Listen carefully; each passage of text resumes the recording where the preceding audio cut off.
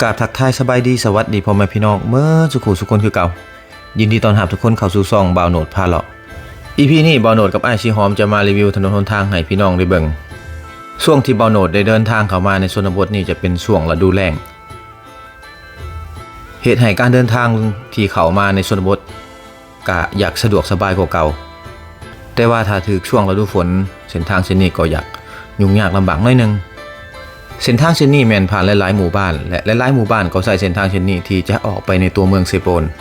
เป็นเส้นทางหลักของหมู่บ้านเขตตะเข็บชายแดนลาวเวียดนามทว่าเส้นทางเส้นนี้เพ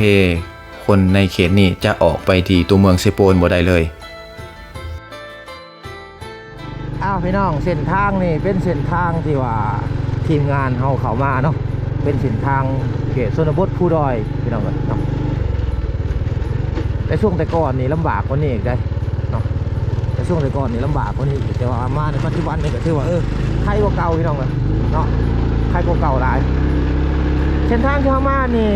ก็ขับรถตามตีนภูเลยพี่น้องเส้นทางที่เฮามากับพุ่นไปทางอันลูเซียพี่น้องเส้นทางนี้เนาะเส้นทางเช่นนี้แมันสุดหมู่บ้านสุดท้ายก็คือหมู่บ้านลูเซียนเองเนาะเป็นหมู่บ้านที่ว่าติดตะเข็บชายแดนลาวเวียดนามเนาะและเส้นทางที่ว่าเฮาจะออกไปนี่ก็คือเส้นทางที่ว่าไปได้หลายบ้านอันตู้ที่ว่าที่เฮาจะออกไปนี่มันก็คือ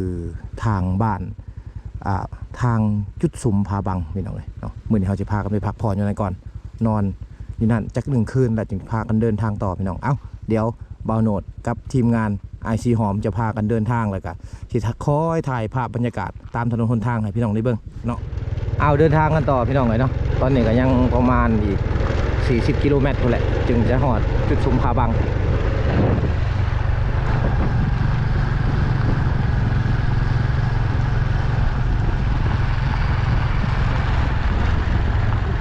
เส้นทางขึ้นไปพี่น้อง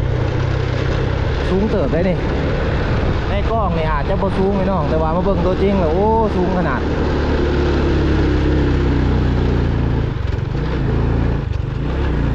ต้องใส่เลข1เลข2พี่น้องในการขับขี่ขึ้นข้างซ้ายมือบ่โหนดจะเป็นเหวเลยซ้ายภูนี่จะเป็นซ้ายภูหลวงพี่น้องที่ว่าติดจอดกับซ้ายภูหลวงทางประเทศเวียดนาม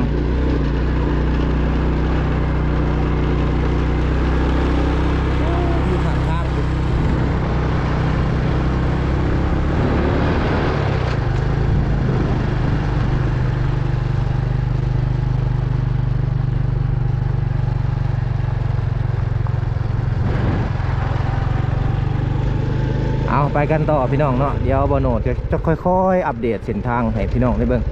ว่าการที่เฮาเข้ามาชนบทเนาะมาถ่ายวิถีชีวิตชนบทให้พี่น้องได้เบิ่งกันเข้ามาทางไรแน่พี่น้องเลยเนาะเป็นแนวใดถนนหนทางที่เฮาเข้ามาเนาะว่างที่บ่โหนดเข้ามาหรือว่าบ้านที่บ่โหนดที่เคยเข้ามาเนี่ยส่วนหลายจะเป็นบ้านอยู่ในภูเขาพี่น้องเนาะเพราะว่าจะเป็นบ้านตะป้องน้อยตะป้องใหญ่พี่น้องหรือว่าบ้านรับแร่อีกบ้านหนึ่งที่ว่ายังบ่ขึ้นกับไผเนาะหรือว่าลูเซียพี่น้องบ้านลูเซียเนาะก็เป็นบ้านที่ว่าอยู่ในหุบเขาเป็นบ้านที่ติดกับชายแดนลาวเวียดนามห่างกันประมาณ500 เมตรพี่น้องเลยก็จะฮอดลาวเวียดนามเลยเฮานี่สามารถแนมเห็นประเทศเวียดนามได้เนาะแล้วก็เห็นอันชนบททางเวียดนามอีกพี่น้อง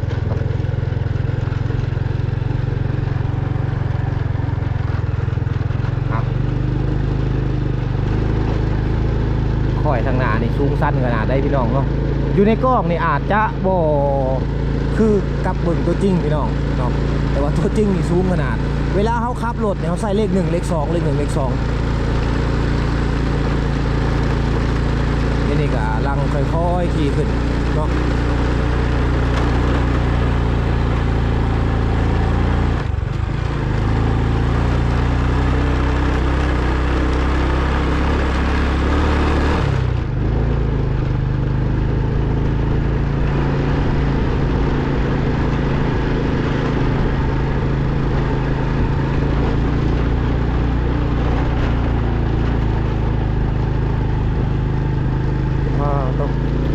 บรรยากาศดีเลยพี่น้องบรรยากาศช่วงนี้นี่ท ทางเขตลูเซเลียฝนจะบ่ตกเนาะเพราะว่าจะถึงเดือน2เดือน3พี่น้องจะเป็นเดือน2เดือน3นี่ฝนบ่มีแล้วเอาว่าเฮามาประมาณเดือน12เดือน1นี่ทั้งฝนทั้งลมพี่น้องเนาะทางเขตนี่เพราะว่าจะได้รับอากาศจากลาวแน่แล้วก็อากาศจากอากาศจากเวียดนามแน่เนาะก็เลยว่าเฮ็ดให้ทั้งนี้นี่ทั้งฝนทั้งลมพี่น้องแต่เส้นทางนี่มันก็บ่แตกต่างกับอันเส้นทางทางเขตเหนือพี่น้องทางภาคเหนือเนาะถ้าว่าจะคือกับเส้นทางเขาไซสมบูรณ์แต่ถ้าเวียงหาไซสมบูรณ์นะพี่น้องเนาะเขาไปทางบ้านอ้อมนะเส้นทางจะคล้ายๆกันเลยเนาะแต่ว่าช่วงฤดูฝนนี่ก็จะเข้ามายากกว่าเก่าพี่น้องเพราะว่ามันเป็นทางที่ว่าบ่ใหญ่เนาะทางที่ว่าบ่ใหญ่ลมรถประมาณคันหนึ่งพี่น้องลมรถใหญ่ประมาณคันหนึ่งถ้าว่าสีแซงกันกับแซงยาก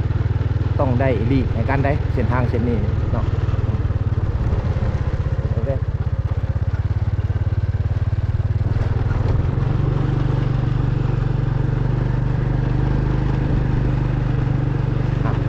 จะค่อยๆอัปเดตเส้นทางให้พี่น้องได้เบิ่งเนาะคลิปนี้ก็จะมารีวิวเส้นทางนั่นแหละที่ว่าช่วงเฮา2คนได้พากันเข้ามาพี่น้องเนาะคือว่าเป็นเส้นทางที่ว่ายากพอสมควรพี่น้องเนาะยุ่งยากพอสมควรแต่ว่าช่วงฤดูแล้งนี่ก็บ่ปานใดพี่น้องแต่ว่าถึงช่วงฤดูฝนนี่ก็โอ้คือว่ายุ่งยากเลย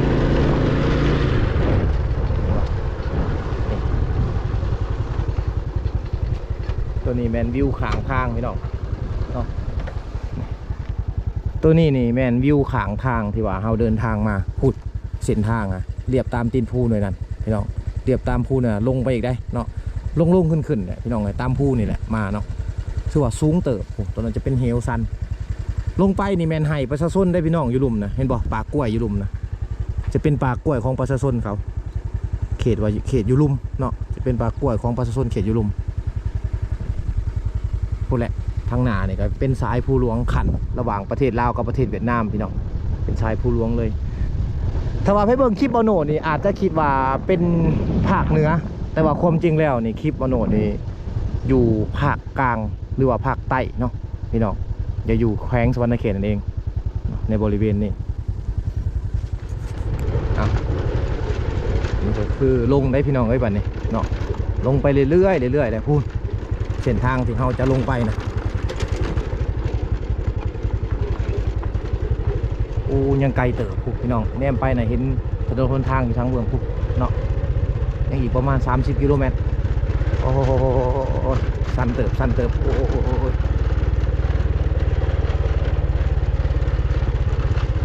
ค่อยๆลงเลยนี่แหละปัญหาของถนนหนทางอยู่ทางเขตนี่มันจะสั้นพี่น้องสั้นแบบนี้เนาะถ้าว่าช่วงฝนนี่โอ้ไปมานี่ยากถ้าว่าช่วงแรงนี่ก็ไปมาสะดวกอยู่พี่น้องพอไปพอมาเนาะ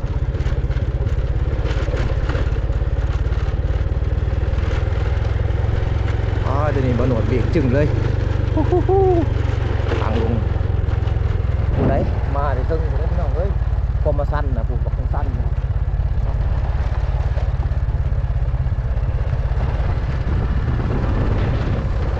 แต่ว่าใครจะมาเที่ยวมาลินก็ต้องใส่รถโฟวินอย่างเดียวพี่น้องหมอดโฟวินหรือว่าออฟโรดอย่างเดียวเนาะที่ว่าจะมาเขตนี่ถ้าว่าเป็นรถกระบะที่ผมมีโฟวินโอ้บนอดบ่หับห้องพี่น้องเนาะมายาก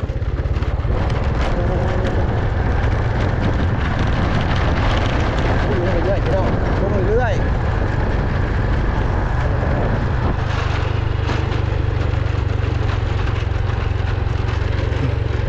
เส้นทางลงเรื่อยได้เบื้องขวามือจะเป็นเหวเนาะประมาณอยู่30 เมตรเบื้องอยู่พี่น้องเหวประมาณ30 เมตรวิทย์ค่อยตัวนี้ลงไปกับชีวิตแล้วพี่น้องถนนหนทางถือว่าเป็นภูเขาเนาะ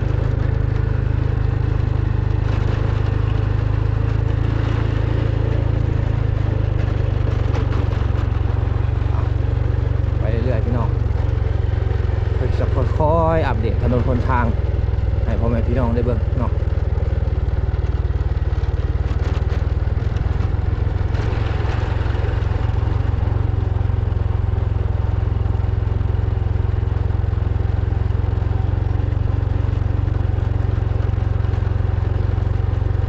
ที่จะได้คลิปในเขตชนบทให้พ่อแม่พี่น้องได้เบิ่งนี่ก็บ่ได้ง่ายเนาะเฮาต้องเดินทางนี่ประมาณ3-4 มื้อพี่น้องเอ้ยโอ้ตอนนี้เพิ่นไหวพีเลยนี่อยู่เขตที่บ่โนดมานี่เป็นเขตชนเผ่าพี่น้องที่ว่าเพิ่นยังรักษาประเพณีอันเก่าก็คือการจำผีไหวผีพี่น้องบูชาผีบ่ว่าจะเป็นผีป่าผีดงผีพ่อผีแม่พี่น้องเนาะมีหลายอย่างนะที่ว่าเฮายังศึกษาในประเพณีของเพิ่น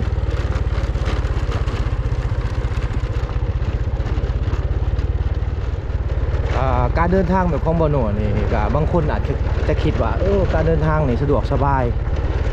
บ่ลำบากเนาะแต่แท้ความเป็นจริงเนี่ยลำบากพี่น้องเนาะก่อนที่ว่าพวกเฮานี่นะทีมงานชนบทแต่ละคนนี่ที่ว่าจะออกไปถ่ายคลิปให้พี่น้องได้เบิ่งเลยครับ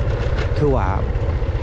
เข้าไปใกล้เลยพี่น้องเข้าไปเลิกเติบเนาะเป็น100 กว่ากิโลจะเป็นเส้นทางแบบนี้แหละ100 กว่ากิโลนะบางเทื่อบางบ้านก็อยู่ใกล้ๆกันพี่น้องใกล้กันอะไรได้บางบ้านนะไกลกันประมาณ3-40 ลักเขาก็ต้องได้ไปเนาะเพื่อว่าเขาจะถ่ายทอดวิถีชีวิตชนบทให้พี่น้องได้เบิ่งน้ำกัน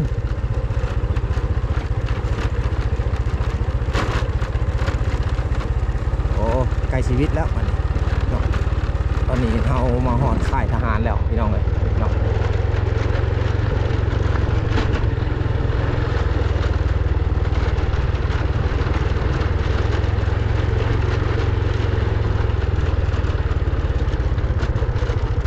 เบื้องหัวมือยังเป็นเหวอยู่ได้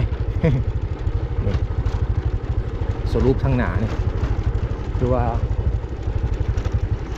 ช่วงฤดูฝนนี่ดินเจือนแน่นอนพี่น้องนี่บอกสรุปทางหนานี่แต่ว่าการไปการมาก็ให้ระมัดระวังเนาะ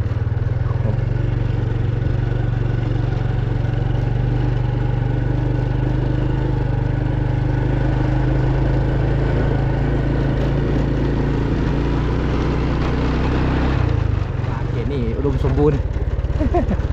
แม่น้ำลำธารเนี่ยโอ้ยังงามยังเดิมๆพี่น้องยังแบบเดิมๆเลยเนาะเพราะว่าไพ่มักวิถีชีวิตชนบทแบบเขาบ่โนดหรือว่าไอซีฮอมเนี่ยครับมาสัมผัสติดใจเลยพี่น้องเนาะโอ้ยหวัง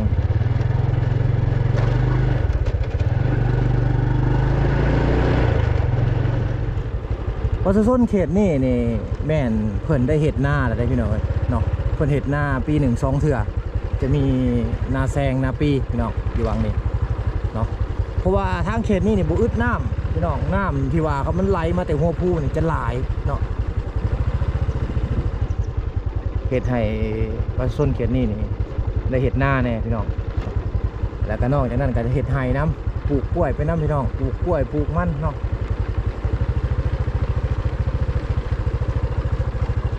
แล้วก็บางครอบครัวถ้าบ่มีหน้าเขาก็ปลูกข้าวในไห่เขาเจ้าพี่น้องเส้นทางเส้นนี้ออกไปเจียงตูกได้พี่น้องออกไปตรงซ้ายมือนี่จะออกไปเจียงตูกเนาะแต่ว่าเฮาจะเข้าไปพาบังแม่นขึ้นไปนี่พี่น้องเนาะเข้าไปพาบัง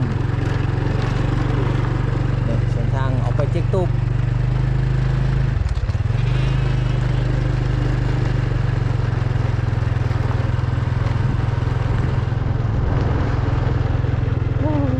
ผักอะไรพี่น้อง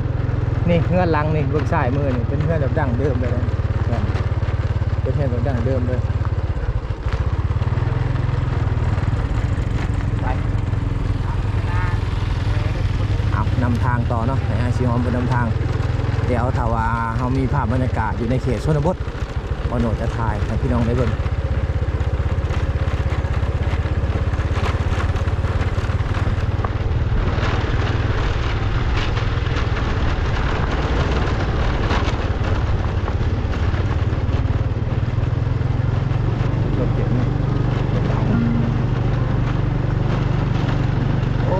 ขายแคม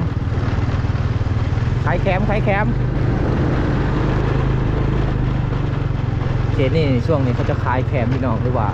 ดอกแคมนี่บอกตามถนนคนทางนี่เนาะเขาจะเห็นแคมเป็นหลายมันชวนโอ้อันนี้เต็มรถเลยเนาะ ส่งออกเวียดนามเป็นสินค้าประจำปีพี่น้องที่ว่าชาวบ้านอยู่ในเขตนี้เนาะทางตัวเมืองเซโปนเนี่ยวิละเซโปนพี่น้อง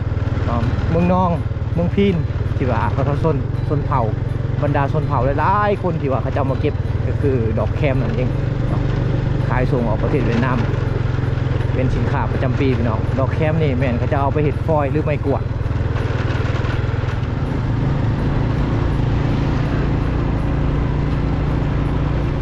นี่ก็คือแม่น้ำเซบังเหียงเนาะ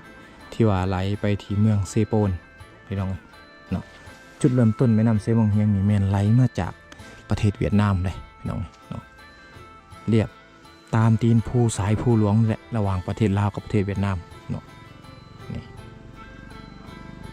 เป็นแม่น้ำที่ว่าใหญ่พี่น้องเนาะแต่ว่าอยู่ต้นแม่น้ำเนี่ยจะเป็นแม่น้ำน้อยๆพี่น้องคือสายห้วยธรรมดาเนาะแต่ว่าเข้าไปแถวใกล้กับตัวเมืองหรือว่าใกล้ๆฮอดเมืองพี่น้องสายแม่น้ำจะใหญ่เนาะแต่ว่าช่วงฤดูฝนนี่น้ำจะล้นเลยน้ำจะหลายพี่น้องอยู่ในเขตนี่หลายเนาะเห็นบ่ห้องห้อยน้ำนี่ช่วงนี้เพิ่นจะเฮ็ดนาแซงอยู่ใกล้ๆกับแคมแม่น้ำพี่น้องช่วงนี้เนาะถ้าว่าช่วงฤดูฝนก็เฮ็ดบ่ได้แหละน้ำจะท่วมพี่น้องจะสูงเนาะปู่แม่นหมดลงไปฮอดพูนเนาะ